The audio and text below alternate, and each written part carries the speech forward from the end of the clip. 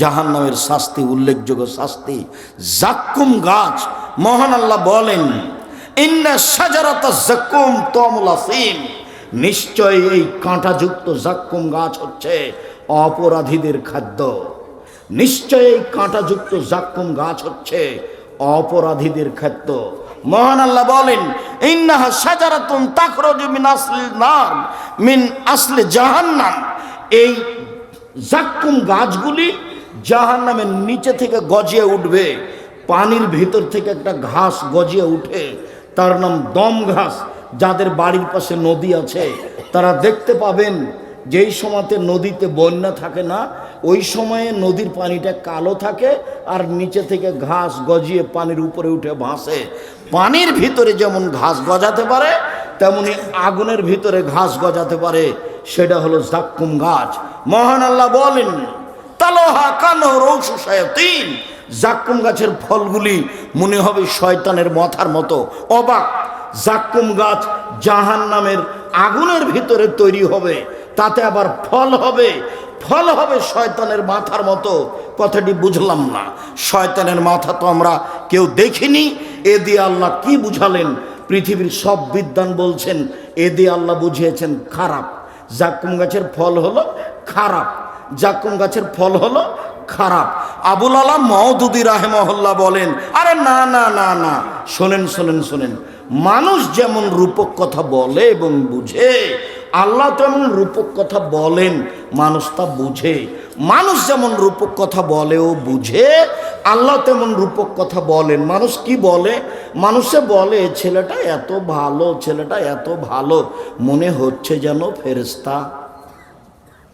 মানুষে বলে মেয়েটা এত সুন্দরী, মেয়েটা এত সুন্দরী, মনে হচ্ছে যেন পরী। পরীকে কেউ দেখেছে? কেউ দেখেনি। মানুষে বলে মেয়েটা এত কুৎসিত, মেয়েটা এত কুৎসিত, মনে হচ্ছে যেন পেতনি। পেতনিকে কেউ দেখেনি, তবু বলে ও বুঝে। আবুল আলাম মওদুদী রাহিমাহুল্লাহ বলেন, এইরকমই আল্লাহ বলেছেন রূপকভাবে, এটাই হবে বলে তিনি বলেন না। পৃথিবীর সব বিদ্বান যারা বলেছেন সেটাই চূড়ান্ত। জাক্কুম গাছের ফল খারাপ। 1000 বছর চাইবে খাদ্য, খাদ্য মুখে দেওয়ার সাথে সাথে গলায় বেঁধে যাবে, ওটা কাঁটা দিয়ে ভরা, ভিতরেও যাবে না, বাইরেও আসবে না, তার নাম মরবেও না, বাঁচবেও না, এখনো পানি চাইবে। 1000 বছর যখন চাওয়া হবে, তখন তাকে রক্ত মিশ্রিত পুজ, জ্বলন্ত উত্তপ্ত গরম পানি দেওয়া হবে। আল্লাহ বলছেন, ফাসুকু মান হামিমা ফাকাত্তা মাহুম, তাকে পান করতে দেওয়া হবে জ্বলন্ত উত্তপ্ত পানি, রক্ত মিশ্রিত পুজ মুখের পাশে নিয়ে আসার সাথে সাথে নিচের ঠোঁট জড়িয়ে নাভি পর্যন্ত যাবে, উপরের ঠোঁট জড়িয়ে মাথার দিকে যাবে। পলিথিন কাগজে আগুন লাগলে ও জ্বলে উঠে না, জড়াতে থাকে। ঠিক চামড়া এভাবে জড়াতে থাকবে। যখন পিপাসার তাড়নায় মুখে দিয়ে দিবে, হাতে হাতে শরীরে যা কিছু চামড়া গোস্ত আছে সব ঝরে যাবে, হাড় হাড্ডি থাকবে মাত্র জাহান্নাম। সম্মানিত দিনী ভাই বোন, আপনাকে বলছিলাম জাহান্নামের অবস্থা। রাসূল সাল্লাল্লাহু আলাইহি সাল্লাম এভাবে বলেছেন। রাসূল সাল্লাল্লাহু আলাইহি সাল্লাম বলেন, ইন্না ফিন্নারে হায়া, নিশ্চয় জাহান্নামে সাপ আছে, কামসালিল বেগালা কামসালিল বক, বিশাল বিশাল উটের সমান। ওয়াইনাল্লাহ তাসাও, ও যদি একবার দংশন করে, ফায়াজেদ হামওয়াতা আরবাইনা খারিফা, 40 বছর ব্যথা পাবে একবার দংশন করলে। এই সাপ সব সময় দংশন করতে থাকবে। তিনি বলেন, ওয়াইন্না ফিন্নারে আকারিব মিসলাল বেগাল, জাহান্নামে থাকবে বিচ্ছু খচ্চরের সমান। একবার যদি দংশন করে, ফায়াজেদ হামওয়াতা আরবাইনা খারিফা, 40 বছর ব্যথা পাবে।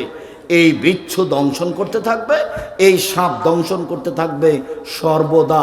আপনাকে আমি কি দিয়ে বুঝাই জাহান্নামের শাস্তি? জাহান্নামে যে মারার হাতুড় থাকবে ওর নাম মাকামে হাম্বল। কবরে যে শাস্তি থাকবে পিটানোর জন্য, ওটার নাম মিত্রাক। কাঠমিস্ত্রির হাতে যে হাতুড় থাকে তার নাম মিত্রাক, স্বাভাবিক ছোট হাতুড়। আর যেটা রাস্তাঘাট বানানোর ওই যে এগুলো খোয়াগুলোকে জমানো খোয়াগুলোকে ভাঙা হচ্ছে, ওটার নাম হাম্বল, যার অনেক বেশি ওজন।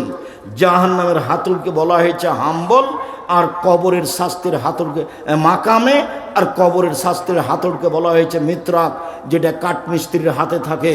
তাহলে দুইটার মধ্যে ব্যবধান। আল্লাহর নবী বলেছেন কাঠমিস্ত্রির হাতে যে হাতুড় থাকে মিত্রাক, লাউ ধরে ভাবে হাজাব আল্লাহ সোরা তরাবান, যদি ওই কবরের ওই হাতুড় দিয়ে হিমালয় পাহাড়ের মতো পাহাড়কে মারা হয় তাহলে ধুলা হয়ে যাবে। কবরের হাতুড় দিয়ে যদি হিমালয়ের মতো পাহাড়কে মারলে ধুলা হয়ে যায়, তাহলে জাহান্নামীকে যেই হাতুড় দিয়ে মারা হবে সেটা কেমন?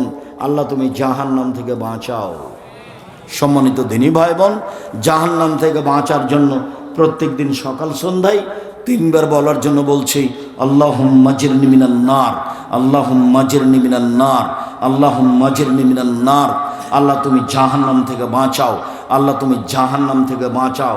এটা যদি কেউ 3 বার বলে তাহলে জাহান্নাম পাল্টা আল্লাহকে বলবে, আল্লাহ ও যখন আমার থেকে বাঁচতেই চাচ্ছে তুমি তাকে আমার ভিতরে দিও না।